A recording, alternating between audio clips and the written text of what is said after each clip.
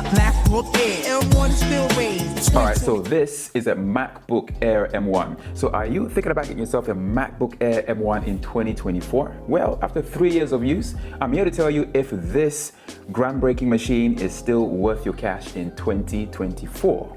This will be my long-term review of the MacBook Air M1 in this beautiful space gray. Okay, let's do it. Yo, what's up everyone? Welcome back to Rockers TV, and today we are revisiting my space gray MacBook Air, which actually came out way back in late 2020. Many of you guys are wondering if this laptop is still worth buying in 2024, especially for everyday tasks like document editing, emails, web browsing, Zoom calls, FaceTime calls, and content creating. So after using this machine extensively over the past 3 years, I'm here to share my experience. So stay tuned, people. We're gonna kick things off with designs. This MacBook Air M1 has retained the same classic tapered design first introduced in the first MacBook Air way back in 2008 when Steve Jobs got on stage and pulled a MacBook Air with this tapered design out of a manila envelope, and that was just one of the greatest product reveals that I've ever seen done by anyone or by any company. Absolutely memorable to this day, and the MacBook Air over the years has kept that same tapered design throughout. I mean, that has changed recently, but this design and shape is absolutely iconic. Build quality is A1, there's no flexing of any kind. This thing is rock solid using Apple's unibody construction method, and I particularly love opening the lid or the screen. Look at this, one finger action, smooth, just that, no creaking, no noise, no juddering, just perfectly smooth. The mechanics is so nice, and the screen stays exactly where you leave it as well. Build quality is incredible. Even when open, there's no flexing. This thing is just solid. This shape and the sleekness of the design makes this the ideal portable machine that you can carry around every day without a weight penalty.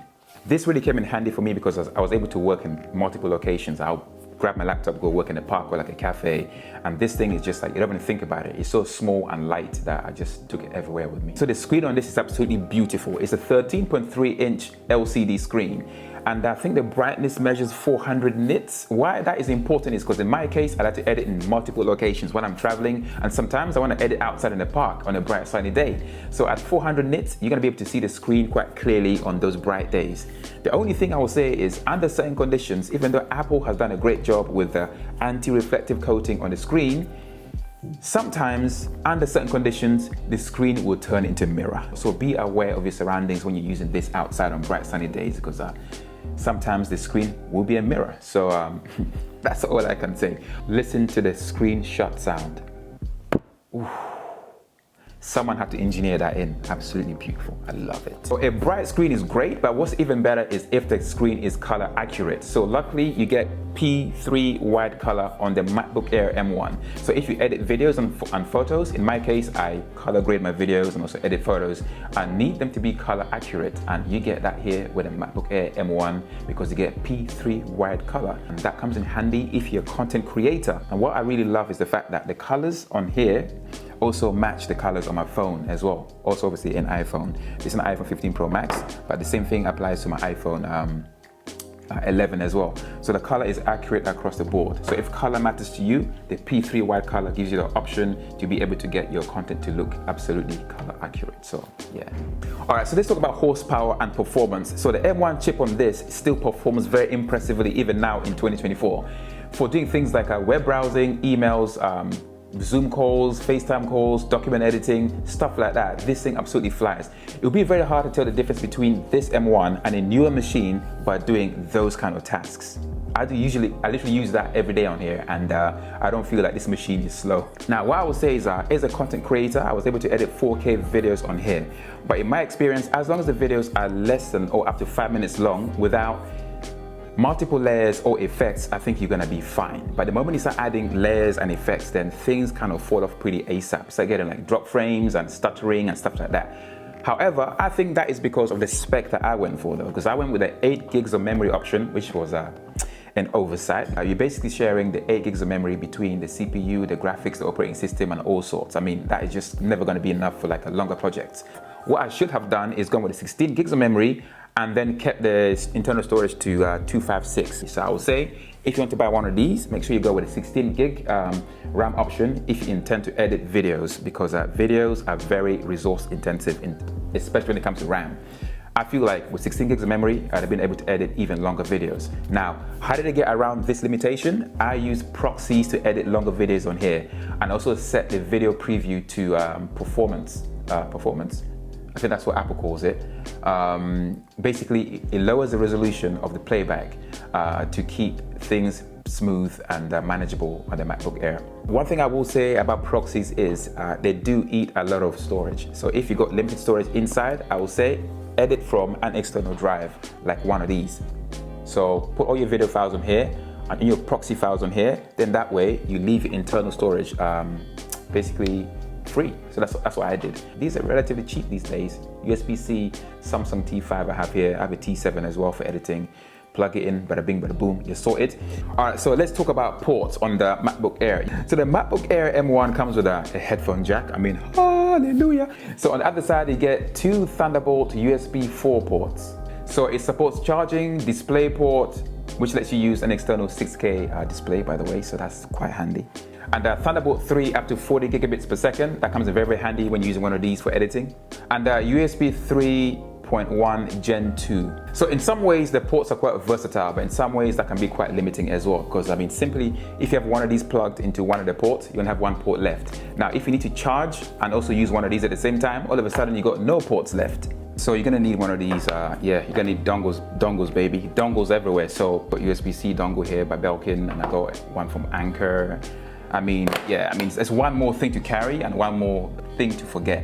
And another thing is that you don't have an SD card slot. So if you're editing, if you're importing content, you either plug your camera directly into the port. But the thing is, if you got power going on, you got a drive plugged in, and again, you got no more ports to plug your camera into. So you have to resort to using one of these once again. So remember to get yourself a dongle. This one is just pure USB-C dongle by Belkin. And then I got here another one by Anker. And as you can see here, it's got an SD card reader for a regular size, but also a micro SD. You got power delivery, you got HDMI out if you want to plug into, I don't know, projector or a TV or something.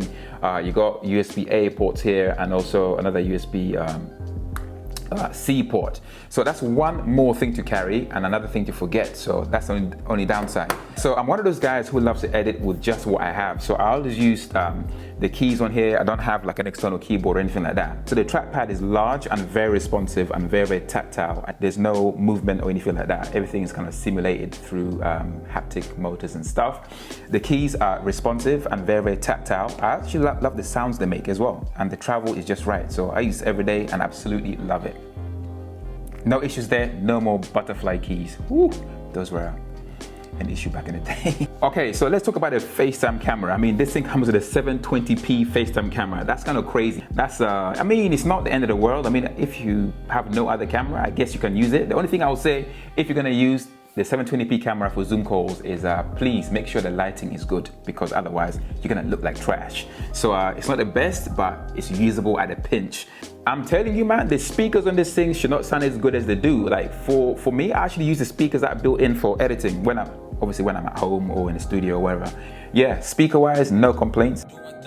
I can't get reckless without you and be no music thing. Plus, remember, we made promises way back then, and I still owe that 5-bed house with 2-3 kids. We got a fairy tale plan that's gonna change up the order. Compared to other laptops, the quality of sound is really, really good. So one thing I really love about my MacBook Air M1 is the fact that there's no fan inside. This thing runs silent all the time. I really appreciate that. It comes in handy when you're recording voiceovers or like doing podcasts and stuff like that. So yeah, incredible. And also no fan means the battery lasts longer because you've got one less thing to power. So that's also very useful as well. So yeah, absolutely love that feature. So in conclusion, is the MacBook Air M1 worth getting in 2024? Well, here is the breakdown. So let's start with some pros.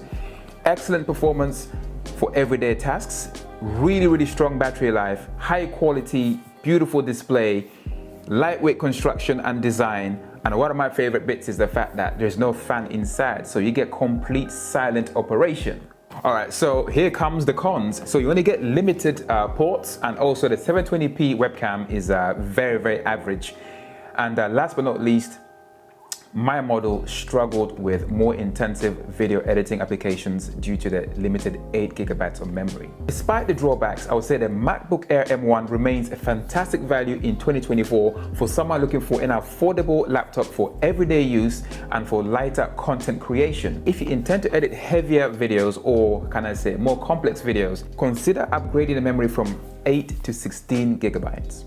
Alright, so if you found this review helpful, feel free to hit the like button and subscribe for more videos in the future. Thanks for watching my long-term review of my MacBook Air M1 in space gray.